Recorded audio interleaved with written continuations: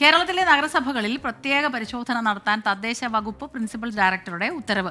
പരിശോധനയ്ക്കായി 21 ഓഡിറ്റ് ടീമിനെ നിയോഗിച്ചിട്ടുണ്ട്. കോട്ടയം നഗരസഭയിൽ 211 കോടി രൂപയുടെ ക്രമക്കേട് നടന്ന പശ്ചാത്തലത്തിലാണ് ഈ നടപടി. ടോബി ജോൺസൺ ആണ് ചേരുന്നത് കോട്ടയത്തു നിന്ന് വിവരങ്ങളുമായി. ടോബി, ഇതിപ്പോൾ ഒരു തരത്തിൽ പറഞ്ഞാൽ ഉർവശി ശാപം ഉപകാരം എന്ന് പറഞ്ഞതുപോലെ ഒരു സ്ഥലത്ത് ഒരു പ്രശ്നം നടക്കുന്നു, ഒരു ക്രമക്കേട് നടക്കുന്നു. അപ്പോൾ പക്ഷേ ആ രീതിയിലുള്ള ക്രമക്കേടുകളെ കുറിച്ച് കൂടുതൽ അന്വേഷണം അത് ഗൗരവമായി തന്നെ നടത്തണം. അത് എല്ലായിടത്തും, ഒരു സ്ഥലത്ത് മാത്രമല്ല. നല്ലൊരു കാര്യമാണതല്ലേ?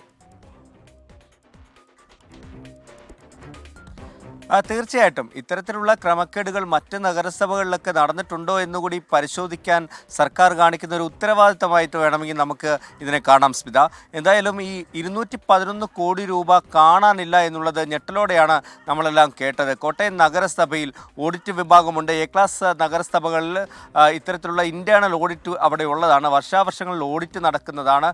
എന്നിട്ടും ഇത്രയും കോടി രൂപ അക്കൗണ്ടിൽ കാണുന്നില്ല എന്ന് പറഞ്ഞപ്പോൾ അതെല്ലാം വലിയ ഞെട്ടലോടെയായിരുന്നു.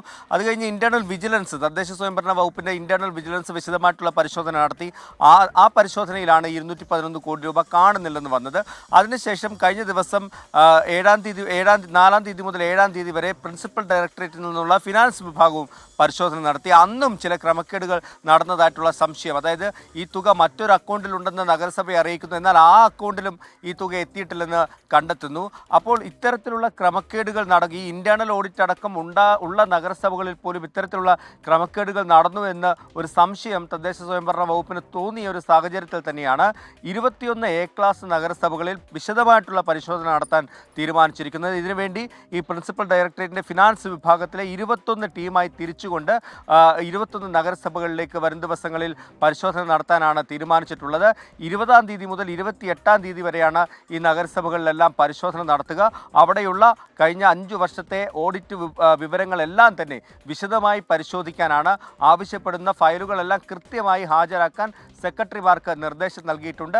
ആ പരിശോധനയ്ക്ക് ശേഷം 15 ദിവസത്തിനുള്ളിൽ ഇത് സംബന്ധിച്ചൊരു റിപ്പോർട്ട് പ്രിൻസിപ്പൽ ഡയറക്ടർക്ക് കൈമാറണമെന്നുമാണ് ഈ ഫിനാൻസ് വിഭാഗത്തോട്, പ്രത്യേക പരിശോധനാ വിഭാഗത്തോട് നിർദ്ദേശിച്ചിരിക്കുന്നത്.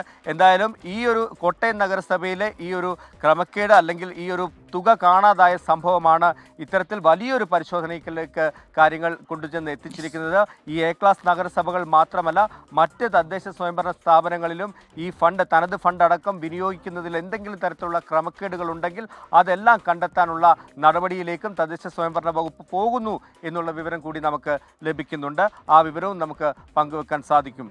സ്മിത, ടോബി ജോൺസൺ ആണ് ഈ വാർത്തയുടെ വിശദാംശങ്ങളുമായി ചേർന്നത്. നല്ലൊരു കാര്യമാണ്. നഗരസഭകൾ ഈ വരവും ചെലവും ഒക്കെ എങ്ങനെയാണ് കൊണ്ടു നടക്കുന്നത്, ഏതെങ്കിലും തരത്തിലുള്ള ക്രമക്കേടുകൾ ഉണ്ടോ എന്നൊക്കെ അറിയാൻ ഈ ഒരു ഉത്തരവ് ഇറങ്ങുമ്പോൾ തന്നെ വളരെയധികം അലേർട്ടായിരിക്കും. അപ്പോൾ കൃത്യമായിട്ട് കണക്കുകൾ സൂക്ഷിക്കണം എന്നുള്ളതിനെക്കുറിച്ചൊക്കെ ഒരു ധാരണ വരും. അതുപോലെ ക്രമക്കേടുകൾ ഉണ്ടാകാതിരിക്കട്ടെ, അല്ലേ?